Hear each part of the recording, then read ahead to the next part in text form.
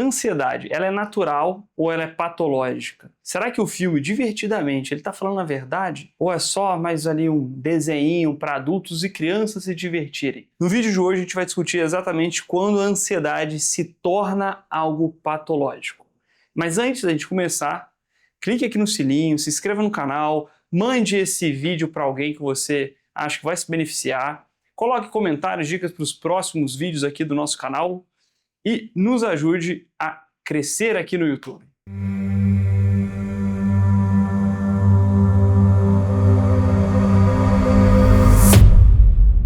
Quando que a ansiedade ela vai realmente se tornar uma doença e quando a ansiedade ela é normal? Se a gente for parar a pensar, é meio óbvio para todo mundo aqui que existem ansiedades que ajudam a gente, né? Vamos dizer assim, e tem um mecanismo de defesa do nosso corpo, antropologicamente falando, lá da época das cavernas, em que, em alguns momentos a gente tem que ficar tenso, preocupado. A ansiedade, ela faz parte ali do medo.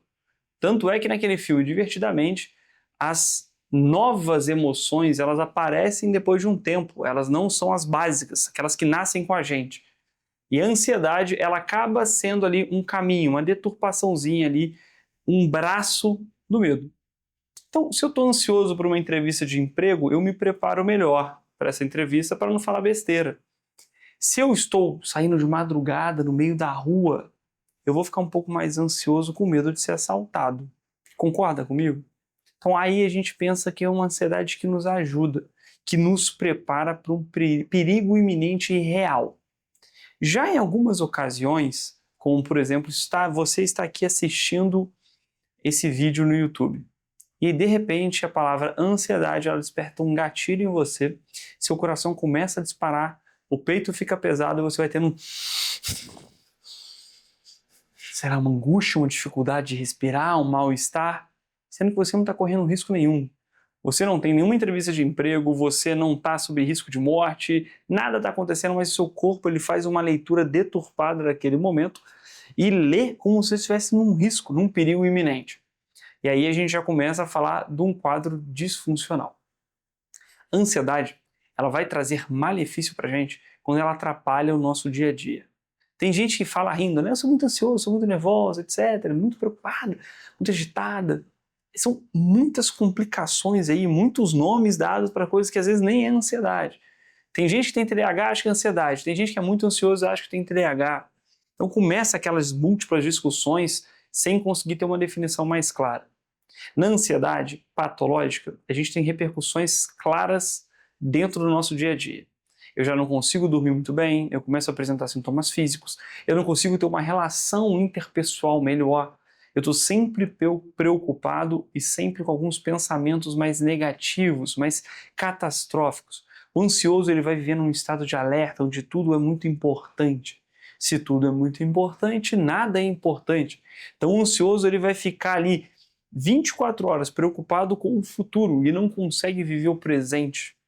Ou então um certo presentismo, entre aspas, ali, vendo muito de notícia, um monte de coisa, mas na verdade ele não está preocupado com aquele momento de agora. Ele está olhando aquelas notícias sempre pensando no futuro, nas repercussões que aquilo vai ter, na alta do dólar, no problema político, e não agora.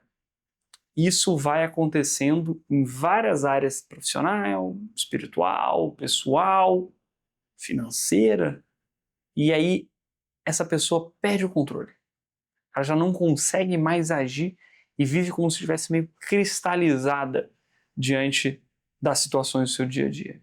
E é muito comum uma ansiedade não tratada evoluir para um quadro depressivo, justamente por um esgotamento, mas isso vai ser assunto para um outro vídeo. Ainda falando da ansiedade, e no outro vídeo a gente fala sobre sintomas físicos, explicando a fisiopatologia, isso é uma coisa muito clara que a gente vai distinguir de um quadro normal para um quadro patológico. Os sintomas físicos. Na ansiedade patológica, esses sintomas eles são muito persistentes. Eles aparecem várias vezes ou se mantêm frequentemente. Uma coisa é um tremorzinho na hora de apresentar um trabalho ou falar em público, que muita gente pode ter por uma certa ansiedade, preocupação, disposição.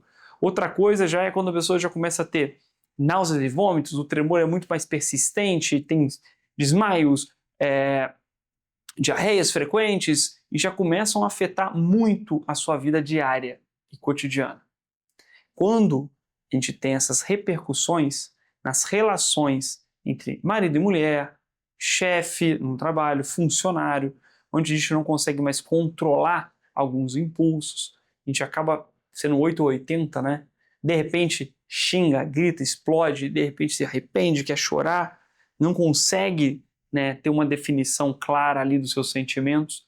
Isso eu não estou falando de nenhum transtorno de personalidade, eu estou falando de a pessoa que sempre esteve bem e de repente isso começa a acontecer. Então a gente começa a pensar que algo foi desregulado pontualmente, diferente de alguns transtornos que nascem com a pessoa e aí tem outros tipos de tratamento. A ansiedade é essa perda mais abrupta. O paciente ele vai vivendo, quando de repente ele percebe que suas relações estão todas sendo minadas por esses sintomas ansiosos. Então, lembrando que a gente vai ter vários sintomas físicos que a gente está discutindo no outro vídeo, que é insônia, tremor, diarreia, falta de ar, taquicardia, pensamento acelerado, pensamentos intrusivos. São múltiplos sintomas que podem acometer uma pessoa e quando tem sintoma, essa ansiedade não é natural, ela não é normal e é muito importante que se procure um médico. Está tendo sintomas físicos, sua vida está sendo afetada já diretamente, tanto pessoal, profissional, espiritual, por sintomas diferentes que você poderia controlar, ou que você não conhece, algumas coisas novas, procure um médico.